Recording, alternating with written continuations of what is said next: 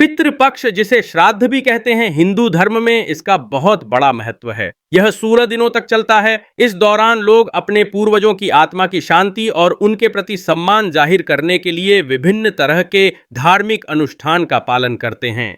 यह समय पितरों का आशीर्वाद पाने के लिए खास होता है। ऐसे में आइए जानते हैं कि पितृपक्ष के दौरान हमें क्या करना चाहिए और किन बातों से बचना चाहिए। पितृपक्ष में तामसिक भोजन, विशेष रूप से मांस और शराब का सेवन बिल्कुल नहीं करना चाहिए। इस दौरान विवाह, मुंडन, गृह प्रवेश और नए व्यवसाय की शुरुआत जैसे कोई भी शुभ काम नहीं करना चाहिए। कुछ मान्यताओं के अनुसार पितृपक्ष के 15 दिनों में बाल और नाखून नहीं काटने चाहिए।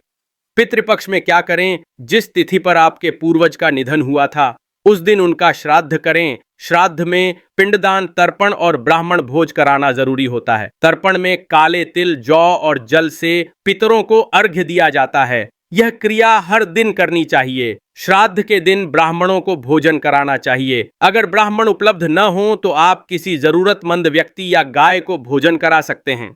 पितृपक्ष के दौरान दान का बहुत महत्व है। ऐसे में अन्न, वस्त्र, जूते और अन्य जरूरी वस्तुओं का दान करें। इससे पितरों की आत्मा को शांति मिलती है। इस दौरान घर में सात्विक और पवित्र वातावरण बनाए रखें। साफ सफाई का विशेष ध्यान रखें।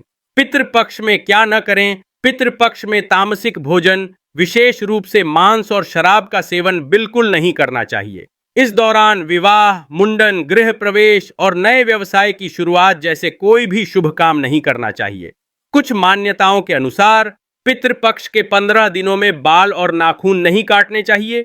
नए कपड़े, गहने या अन्य कोई भी नई वस्तु खरीदने से बचना चाहिए। भोजन में लहसुन और प्याज का उपयोग नहीं करना चाहिए। घर में शांति बनाए रखना चाहिए। किसी से भी बहस या झगड़ा करने से बचें। घर में पितृदोष होने पर पितरों को प्रसन्न करने और दोष से मुक्ति पाने के लिए पितृपक्ष में श्राद्ध, तर्पण और पिंडदान करें। पीपल के वृक्ष की पूजा करें। सूर्य देव को जल दें। शिव जी की आराधना करें और अमावस्या तिथि पर पितरों के नाम का भोजन व दान करें।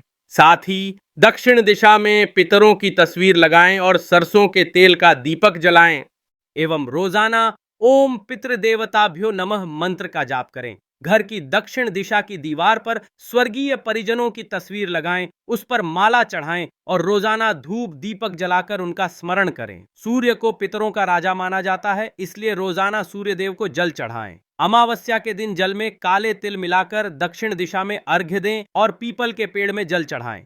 ओम पितृदेवताभ्यो नमः मंत्र का जाप करें। शिवजी की पूजा करने से भी पितृदोष से मुक्ति मिलती है। कुंडली में पितृदोष से मुक्ति के लिए हर अमावस्या पर श्रीमद् भगवत के गजेंद्र मोक्ष अध्याय का पाठ करें। श्राद्ध पक्ष पितृदोष से मुक्ति पाने का सबसे उत्तम समय है। इस अवधि में रोजाना पितरों के निमित्त तर्पण और श्राद्ध करें। अमावस्या के दिन पितरों के नाम का भोजन और जल निकालें। इस दिन दान पुण्य भी करें। दक्षिण दिशा में काले तिल मिलाकर अर्घ्य दें।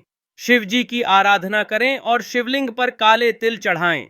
रोजाना शनिवार को काले कुत्ते को उड़द के आटे की रोटी खिलाएं। इससे शनि, राहु और केतु का नकारात्मक प्रभाव कम होता है और पितृदोष से मुक्ति मिलती है।